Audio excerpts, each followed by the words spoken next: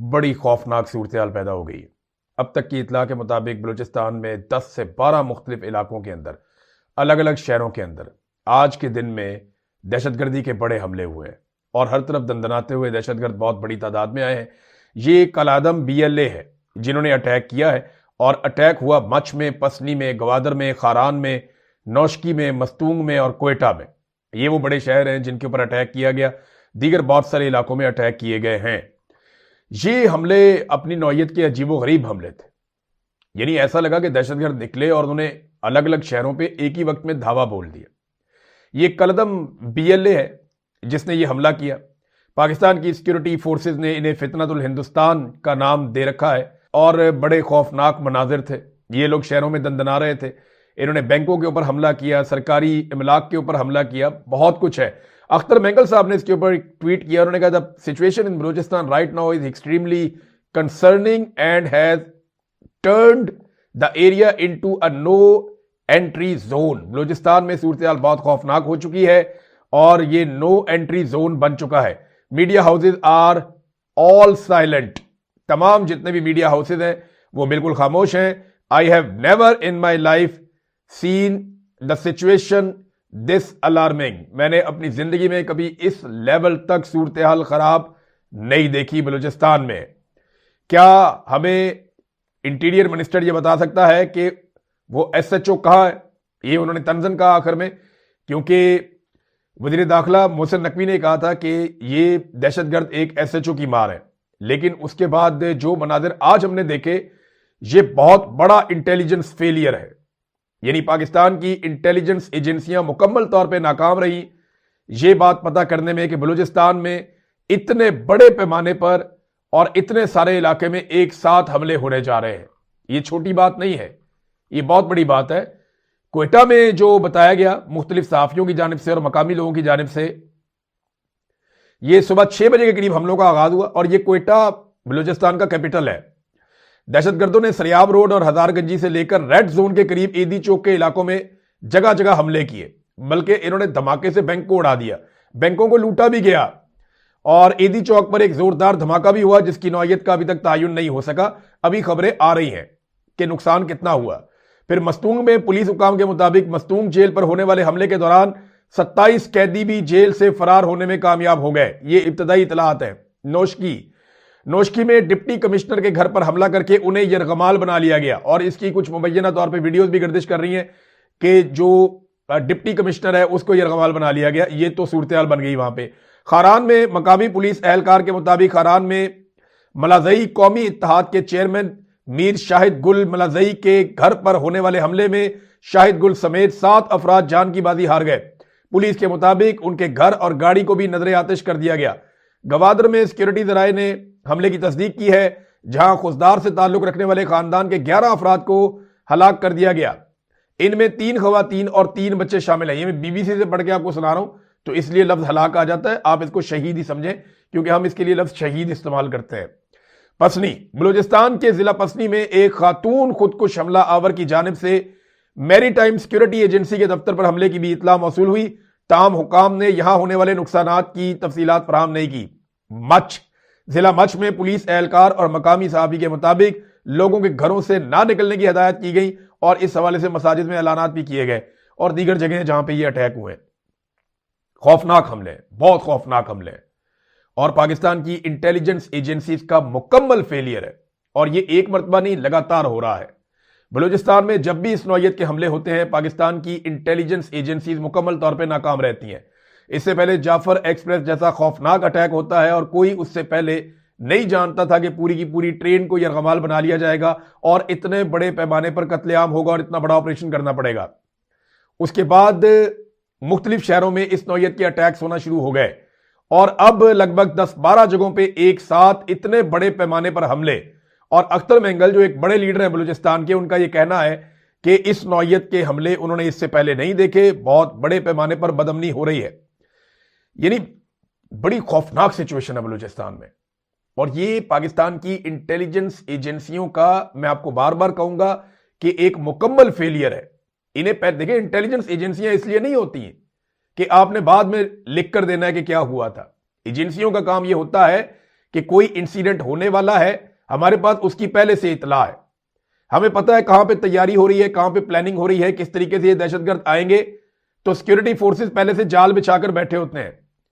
हर मर्तबा हमें खबर दी जाती है कि जनाब पाकिस्तान ने या पाकिस्तान की सिक्योरिटी फोर्सेस ने दहशतगर्दों का हमला नाकाम कर दिया। देखिए, दहशतगर्दों का हमला नाकाम कर दिया, यह खबर तो दी जाती है सरकार की जानिब से, सिक्योरिटी फोर्सेस की जानिब से, लेकिन दहशतगर्द हमला कर चुके होते हैं, उसके बाद उनको डिसआर्म किया जाता है या उनको एलिमिनेट किया जाता है या उनको मार दिया जाता है, जहन्नुम हासिल कर दिया जाता है, वो बाद में किया जाता है। नाकाम हमला तब होता है जब हमला आवर हमले से पहले काबू आ जाए। यहां पे हमला आवर आते हैं, वो अपना हमला करते हैं, वो अपना टारगेट अचीव करते हैं, उसके बाद आप उनसे लड़ाई करते हैं, आप उन्हें मार देते हैं, कुछ मर जाते हैं, कुछ भाग जाते हैं, तो ये ऑपरेशन नाकाम तो नहीं हुआ। ये कौम को हर मर्तबा चूरन भेज देते हैं जनाब कि हमने दहशतगर्दों का हमला नाकाम कर दिया, और हर मर्तबा दहशतगर्द अपनी कार्रवाई डाल के चले जाते हैं। मैं दहशतगर्दों की साइड की स्टोरी बिल्कुल नहीं सुनाऊंगा, क्योंकि उन्होंने भी पूरे पूरे पेज बना बना के लिखे हुए हैं और वो हर तरफ वो गर्दिश कर रहे हैं, सोशल मीडिया पे भी हर तरफ। लेकिन जो रियासत बात कर रही है उसके ऊपर तो हम बात कर सकते हैं ना, कि आप हर मर्तबा कहते हैं कि जनाब हमने दहशतगर्दों का हमला नाकाम बना दिया, वो आते हैं, वो दोबारा हमला करके चले जाते हैं, और हर मर्तबा आपको पता ही तब चलता है जब हमला हो चुका होता है, और जब आप रिस्पॉन्स करते हैं तब तक वो बहुत नुकसान कर चुके होते हैं। अब ये छोटी चीजें नहीं है, ये बहुत बड़ी चीजें। किसी भी मुल्क में इस नौयत का इतना बड़ा अटैक पूरे सूबे के लैंडस्केप के ऊपर हो जाए तो सर पकड़ के बैठ जाए पूरी इंतजामिया, लेकिन इंटेलिजेंस एजेंसियां किसी और काम पे लगी हुई हैं। यहां पे इंटेलिजेंस एजेंसियों को एक के बाद एक शिकस्त हो रही है।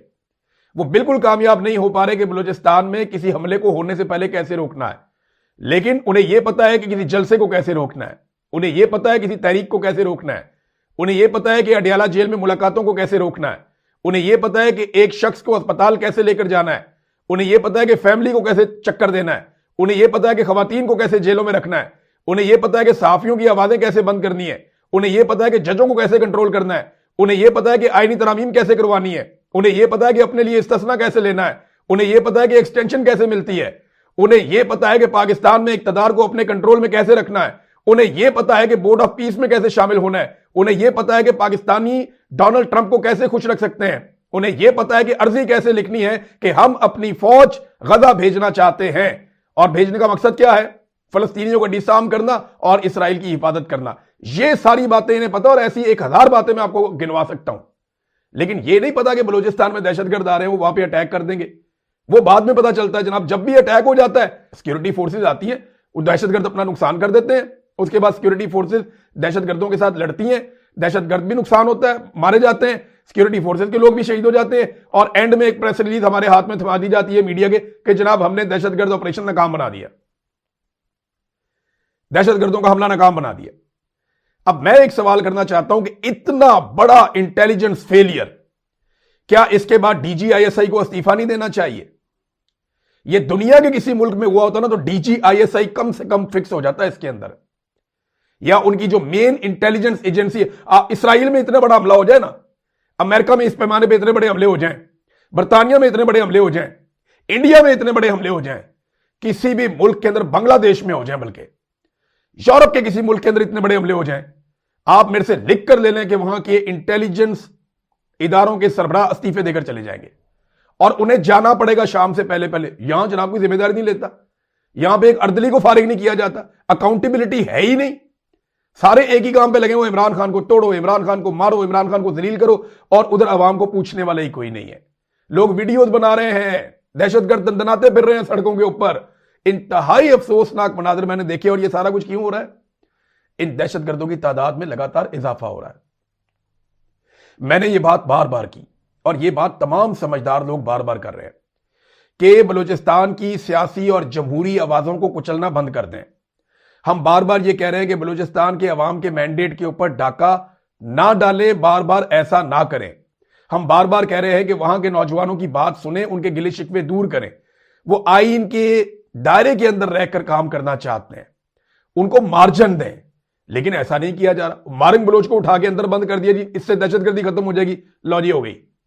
भाई नौजवानों को आप पॉलिटिकल साइड पे आने दें, नौजवानों को आप चाहे वो गिले करते हैं, शिकवे करते हैं, बुरा भला कहते हैं, कोई बात नहीं, आने दें, उनको बर्दाश्त करें। आप उन्हें धकेल के दहशतगर्द ना बनाएं। जब आप जबरी तौर पे गुमशुदगियां करते हैं, जब आप वसाइल के ऊपर कब्जा करते हैं, जब आप आवाजों को कुचलते हैं तो फिर लोग हथियार उठाते हैं। बदकिस्मती से हमारी पॉलिसी, देखिए आप ताकत के जरिए से ना कब्जा और कंट्रोल कर सकते हैं, आप ताकत के जरिए से रूल नहीं कर सकते। आप ताकत के जरिए से निजाम पे कंट्रोल कर सकते हैं, निजाम को चला नहीं सकते। और बलूचिस्तान इस वक्त इसी तरह की एक स्टैंड स्टिल सिचुएशन में बड़े लंबे अरसे से है। इधर ईरान के अंदर हालात खराब होने के बहुत ज्यादा इम्कान हैं।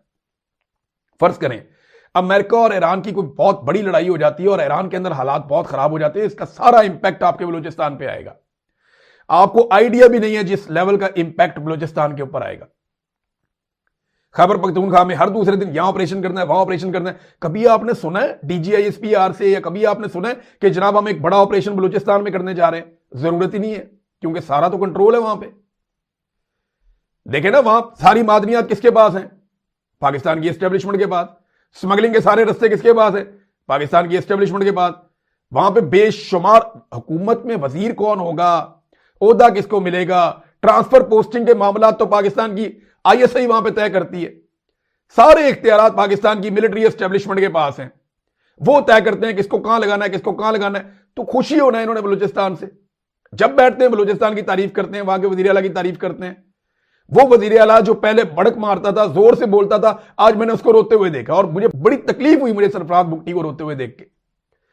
बेबस आदमी रोता है, कमजोर आदमी रोता है। रोना नहीं चाहिए था, मुकाबला करना चाहिए था। आंखों में आंसू आ जाते हैं, बंदे की आवाज भर जाती है, लेकिन यहां पे खड़े होना चाहिए था।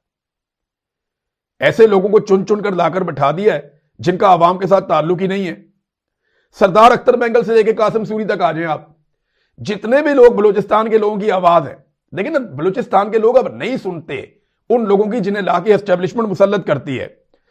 इस तरह के सियासतदानों को जब आप दीवार के साथ लगाएंगे, कासिम सूरी जैसे आदमी को पाकिस्तान छोड़ के जाना पड़ गया। अख्तर मैंगल जो है उसके एहतजाज की आपने ये हालत की, वो अपने घर जाकर बैठा हुआ है। अब सरफराज भुट्टी, अनवारुल्लाह काकड़, ये किरदारों से बलूचिस्तान के नौजवान नफरत करते हैं। वो उन्हें अपने बीच में तो समझते ही नहीं है। ये लोग ट्रेवल नहीं कर सकते। आपको खैबर पख्तूनख्वा में बार बार ऑपरेशन करने हैं, क्योंकि वहां की हुकूमत जो है वो बार बार रुकावट डालती है मादनियात के रस्ते में, दीगर चीजों के रस्ते में, मिनरल बिल पास नहीं करती। तो आपको बहुत गुस्सा है वहां पे, वहां जाके जनाब ऑपरेशन करने हैं। बहुत जरूरी है वहां पे ऑपरेशन करना, इसलिए कि चीजें वहां पे कंट्रोल में नहीं है बलूचिस्तान में, क्योंकि चीजें कंट्रोल में, जितनी मर्जी दहशतगर्दी होती रहे। इन लोगों को लोग कभी तस्लीम नहीं करेंगे। लोग जिन्हें फॉलो करते हैं इस बात को समझें, वहां पे पॉलिटिकल प्रोसेस को चलने दें। देखिए फौज के हाथ में जब भी ताकत आती है ना, देखिए होती उनको ताकत ही तो समझ आती है उन्हें। जब भी आप फौज को इख्तियार देते हैं ना, इख्तियार देते हैं, तो उनकी सारी की सारी तरबियत होती है हथियार चलाने की और लड़ने की। तो वो लड़ाई के जरिए चीजों को कंट्रोल करते हैं। तो लड़ाई के जरिए शिकवे शिकायतें नफरतों में बदल जाते हैं और फिर बहुत बड़ी बड़ी अजीबोगरीब सूरत पैदा हो, जैसी ये हो गई है। मैं ये नहीं कह रहा कि बलूचिस्तान का कंट्रोल चला गया, जाना भी नहीं है। ये मुट्ठी भर दहशतगर्द पाकिस्तान का कुछ नहीं बिगाड़ सकते, लेकिन हमारे इमेज का बेड़ा गर्क करके रख दिया। मुझे आप बताएं कौन आएगा इन्वेस्टमेंट लेकर पाकिस्तान में? ये यहां पे जो गोरे फिरते हैं ना हमारे आसपास, या यूरोप में है या अमेरिका में है लोग, वो ये नहीं देखते कि बलूचिस्तान में, वो पाकिस्तान लिखते हैं इसको। वो इसको ऐसे देखते हैं कि बलूचिस्तान क्या है, पाकिस्तान है ना। तो वो ये देखते हैं ना पाकिस्तान के अंदर 12-12 शहरों में एक साथ अटैक हो रहे हैं और दहशतगर्दी के हमले रुक ही नहीं रहे। तो जनाब ऐसी सूरत हाल में कौन पैसा लेके पाकिस्तान में आएगा? ये कशकोल लेके पूरी दुनिया में फिरते हैं, अल्लाह का वास्ता पैसे दे दो। कौन पैसे देगा? कौन आएगा पाकिस्तान में इन्वेस्टमेंट करने के लिए? सरमायाकारी कोई नहीं आती है ऐसे मुल्क में जहां पे इस लेवल की दहशतगर्दी हो। ये बहुत अफसोसनाक वाकयात है, बहुत तकलीफदेह वाकयात हैं और पाकिस्तान की इंटेलिजेंस एजेंसीज का मुकम्मल तौर पे एक फेलियर है। हाँ, ऑपरेशन बाद में इन्होंने किया, तगड़ा ऑपरेशन किया, उसके लिए तो आप सिक्योरिटी फोर्सेज को शाबाशी देंगे ना, कि जब इंटेलिजेंस थी ही नहीं, बाद में ऑपरेशन हो गया, लड़ाई हो गई, और उस लड़ाई के अंदर तो फिर हमारी फौज लड़ना तो जानती है। हमारे सिक्योरिटी फोर्सेज के लोग शहीद भी हुए हैं और मुतज़ाद इतलात आ रही हैं। कुछ इतलात आ रही है कि 10 लोग शहीद हुए हैं, बहुत सारे सिविलियन भी शहीद हो गए हैं। दहशतगर्दों के बारे में पहले कहा जा रहा था 37 मारे गए हैं, फिर 60 से ज्यादा की कोई तादाद दी गई कि उतने मारे गए हैं, लेकिन अभी तक कोई कंफर्म इतलात नहीं है। जब आएंगी तो वो आपके साथ शेयर हम कर देंगे। दूसरी जानिब से जो दहशतगर्द हैं उनके क्लेम भी बहुत बड़े बड़े हैं, लेकिन वो क्लेम मैं आपके सामने नहीं रखूंगा, वो तो वाइस वर्सा है। वो कह रहे हैं जी हमने ज्यादा नुकसान कर दिया है, लेकिन वो क्लेम आपके सामने वो रखने की जरूरत भी नहीं है, ना उनका नैरेटिव बिकना है। ये तो आपके रियासती इदारों की, ये इनकी हरकतों की वजह से बलूचिस्तान यहां तक पहुंच गया। इतनी महरूमियां पैदा कर दी लोगों के लिए वहां पे, इतने हालात, वो मारंग बलोच को जेल के अंदर डाला हुआ, बताएं कोई तुक बनती है? एक पॉलिटिकल आवाज है, नौजवानों को इकट्ठा करती है, वो सियासी पॉलिटिकल जद्दोजहद, इंसानी हकूक के लिए आवाज उठाना, वो इन चीजों के लिए काम करती है। वो ऐसे लोगों को तो अप्रिशिएट किया जाता है, उनके लिए जो आवाज उठाती थी ईमान मजारी, उसको भी पकड़ के जेल में डाल दिया। तो फिर ये दहशतगर्द हमले रुकने चाहिए थे ना, इनको मार मार के इनसे निकलवाते इंफॉर्मेशन के कब होगा दहशतगर्द हमला। तो ये पाकिस्तान की इंटेलिजेंस का एक मर्तबा फिर फेलियर है। हमारे जो बलूचिस्तान के अंदर दहशतगर्द बनाने में जहां बहुत सारे दुश्मनों का हाथ है, वहां पे हमारे अपने इदारों ने खुद ईंधन फराहम किया है। ये ताकत के बलबूते के ऊपर जो है वही चीजें करने की कोशिश कर रहे हैं। बार बार दहशतगर्द आते हैं, नुकसान करते हैं, चले जाते हैं, और हर दफा सरफराज बुगटी की तारीफ करते हैं, DGI SPR यानी पाक फौज के तर्जुमान। वजह क्या है? वो हर तरह का कोऑपरेट करते हैं, कभी उनकी तरफ से इनकार आता ही नहीं है। अब आ जाए पॉलिटिकल मामलात पे नाज़रीन, तो सवाबी के अंदर मैंने मामला पिछले वीलॉग में छोड़ा था कि पाकिस्तान तहरीक इंसाफ में एक डिवाइड पैदा हो गई, और वो अब दिखाई भी दी। सुहेल आफरीदी का अगर आप चेहरा देखें ना उस तस्वीर के अंदर, और सलमान अकरम राजा साहब का जिस वक्त वीडियो बयान जारी कर रहे थे महमूद खान अचकजई, बहुत पुराने सियासतदान है, उनका बहुत तजर्बा भी है, लेकिन जब वो वीडियो बयान जारी कर रहे थे उस वक्त इन दोनों के चेहरे ना सिर्फ उतरे हुए थे, बल्कि ऐसा लग रहा था कि जो हो रहा है उसके लिए ये ज़हनी तौर पे तैयार नहीं थे। लेकिन इन्होंने उसके ऊपर आमीन कहा कि ठीक है, आपका फैसला है, क्योंकि इमरान खान साहब ने महमूद खान अचकजई साहब को ना सिर्फ अपोजिशन लीडर बनाया बल्कि तहरीक का इंचार्ज भी बनाया कि ऐलान तहरीक का ये करेंगे। ये बात इमरान खान साहब की बहनों ने बताई। अब सुहेल अफरीदी ने पब्लिकली आके वो बात कर दी जो नॉर्मली बात वो नहीं करना चाह रहे थे। ये नहीं, उन्होंने कहा जी एक दिन और एक रात हमने अडयाला जेल के बाहर गुजारे, एक दिन हम सुप्रीम कोर्ट ऑफ पाकिस्तान के बाहर गए, वहां हमने सारा दिन गुजारा, लेकिन हमें सुना ही नहीं गया, हमें मुलाकात की इजाजत नहीं दी गई। पाकिस्तानियों, इमरान खान आपका लीडर है, आपने इमरान खान को वोट दिया है, मैं एक सूबे का वजीर आला हूं, हम गैरतमंद लोग हैं। पॉलिटिकल कमेटी की मीटिंग हुई, उन्होंने कहा जी, और सियासी कमेटी की मीटिंग हुई, सबको बता दूं कि आपसे ज्यादा गुस्सा मुझे है, लेकिन हमारे बड़ों ने हमारे हाथ बांध रखे हैं, आपको भी और उनको भी, उनको मतलब एस्टेब्लिशमेंट, उनको भी बता दूं ये हाथ कच्चे धागे से बंधे हुए हैं, इसको तोड़ने में ज्यादा टाइम नहीं लगेगा। ये है लुब्बे लुबाब सुहेल अफरीदी की बात का। तो मैं आपको कह रहा था ना कि पाकिस्तान तहरीक इंसाफ में दो अलग अलग सोचें हैं। एक ये है कि बहुत अग्रेसिवली जाना चाहिए, और दूसरी सोच ये है कि अभी फोकस करके और तरीके से चलना चाहिए। अब ये दो सोचों के बीच में पाकिस्तान तहरीक इंसाफ में अंदर कश्मकश चल रही है, और सोशल मीडिया पे एक अलग कश्मकश चल रही है। सुहेल ने कहा जी कि हमें हमारे बड़ों ने तहजीब सिखाई है, हमें इमरान खान ने तरबियत दी है, हम बड़ों का एहतराम करते हैं, तुम्हारी तरह नहीं है जिसने पाकिस्तान बनाया उसी कायदे आजम की तुमने नाफरमानी की है। एक बात तुमने नहीं मानी, तुम आइन को कानून नहीं मानते। इस फेडरेशन के साथ और इस इदारे के साथ कानून और आइन ने ही लोगों को जोड़कर रखा हुआ है जिसे तुम नहीं मानते। यह बात सुहेल अफरीदी ने की। फिर सुहेल अफरीदी ने कहा कि जर्नैल को मुखातिब करते हुए उन्होंने कहा जर्नल, हमारे हाथ बंधे हुए हैं और तुम हमारे मुंह पे बार बार थप्पड़ मार रहे हो, इसका हिसाब देना पड़ेगा। यह बड़ा सख्त जुमला है। सिचुएशन को जरा थोड़ा सा अगर आप एनालाइज करें ना, तो इस वक्त नौजवानों को सुहेल अफरीदी ने काफी मोटिवेट किया है, और तहरीक आज नजर आ रही थी स्वाबी के अंदर भी कि अवाम निकली हुई थी और नारे सिर्फ लग रहे थे कि डी चौक, डी चौक, डी चौक, और ये उसके बदले में साथ में बताते हैं कि हर चौक डी चौक, ये भी नारे लग रहे हैं। तो क्या पूरे पाकिस्तान को तहरीक इंसाफ बंद कर सकती है? तो मैं आपको एक चीज बड़ी क्लियरली बता दूं, जितनी बड़ी जमात है ना तहरीक इंसाफ, अगर ये 4 गुना छोटी भी जमात हो ना और प्लानिंग के साथ चले, साइंटिफिक बुनियादों पे मंसूबाबंदी के साथ मुल्क बंद करना चाहे तो कर सकती है। लेकिन जितनी बड़ी जमात आज तहरीक इंसाफ है ना, ये इससे 4 गुना बड़ी भी हो जाए ना, और बगैर मंसूबाबंदी, प्लानिंग और साइंटिफिक बुनियादों पे जाए बगैर ये मुल्क बंद करना चाहे तो ये एक शहर बंद नहीं कर सकती। पॉपुलैरिटी का, लोगों के बहुत ज्यादा तादाद में आपके साथ शामिल होने का मतलब यह नहीं होता कि आप मंसूबाबंदी के साथ शहरों को बंद कर सकते हैं। लॉकडाउन के लिए आपको साइंटिफिक बुनियादों पे चलना पड़ता है। आपको एक एक गली, एक एक मोहल्ले में, एक एक इलाके में प्लानिंग करनी पड़ती है। आपको पता होता है, हर आदमी को पता होता है उसने किस गली में जाकर ड्यूटी देनी है। हर शख्स को पता होता है किस चौक पे उसने जाकर खड़े होना है और किस किस को उसने लेकर जाना है। इस तरीके से स्ट्रीट मूवमेंट अपने एंड तक जाती है। मोमेंटम बना दिया सुहेल अफरीदी ने, यह मानना पड़ेगा। सुहेल अफरीदी ने, उसके साथियों ने मोमेंटम बना दिया, कमाल कर दिया इन लोगों ने। एक ऐसी पॉलिटिकल पार्टी जिसमें बेशुमार मायूसी थी अली अमीन गंडापुर के आखिरी जलसे में, आज उसके अंदर एक नई रूह फूंकी हुई है, वो बहुत एनर्जी है उसके अंदर। लेकिन मैं बार बार ये बात कह रहा हूं और मैं इस बात पे कायम हूं कि ग्राउंड के ऊपर उसको चैनलाइज नहीं किया गया। वो ग्राउंड के ऊपर जो उसका फायदा उठाना था वो नहीं हो सका। ये मोमेंटम तो बन गया, जो सुहेल का काम था वो उन्होंने कर दिया, लेकिन ग्राउंड के ऊपर जो पार्टी को एक एक जगह पे मैसेजिंग कर दी। मैं क्यों पाकिस्तान तहरीक इंसाफ में इंफॉर्मेशन लेता रहता हूं, बाकी पॉलिटिकल पार्टी की तरह इनसे भी हम लेते हैं। तो मैंने ग्राउंड पे एक मरतबा नहीं कई मरतबा चेक करवाया। वहां किसी को नहीं पता कि उसने उस दिन क्या ड्यूटी करनी है। सबको यह पता है कि 8 फरवरी को कोई लॉकडाउन होने जा रहा है, कैसे होने जा रहा है इसके बारे में नो वन नोज। तो सिचुएशन इस वक्त यह है। नाज़रीन, बाकी चीजों पे बाद में बात करते हैं। यहां एक स्टेटमेंट बड़ा इंपॉर्टेंट है, मैं जाते जाते आपको सुना दूं। ये बयान दिया है अबूदर सलमान न्याजी साहब ने, बड़े सीनियर लायर हैं, बड़े अच्छे वकील हैं। इन्होंने कहा जी कि पिम्स अस्पताल के हवाले से, क्योंकि उनका स्टेटमेंट आया हुआ तो उसका जवाब दिया इन्होंने कहा ये वही पिम्स अस्पताल है जिसने अब्दुल कादिर पटेल के दौरे वजारत में इमरान खान साहब के खिलाफ जाली और मनगढ़ंत किस्म की मेडिकल रिपोर्ट तैयार की, जिनमें ऐसे इल्जाम शामिल थे जो हकायक के मुनाफी थे। इमरान खान की हदायत पर मैंने अब्दुल कादिर पटेल और उन 4 डॉक्टरों के खिलाफ हत्या इज्जत की कार्रवाई शुरू करने की हदायत भी की इमरान खान ने मुझे, जिन्होंने ये रिपोर्ट मुरत्तब की है। तो जब ये पहले एक दफा इस तरह की 2 नंबरी कर चुके हैं, इसके साख पे सवाल उठ चुका है, तो अब सवाल उठाना बिल्कुल जायज है।